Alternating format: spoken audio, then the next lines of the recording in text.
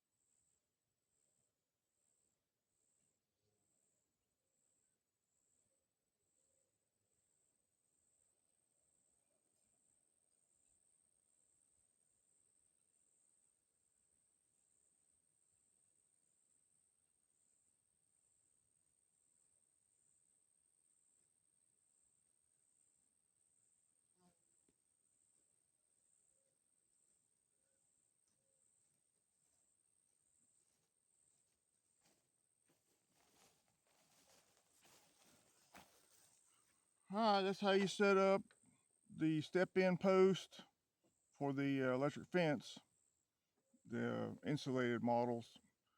So that ought to work. If you could use T-posts, and then you got to put a little plastic piece that clips on the T-post and put them down too.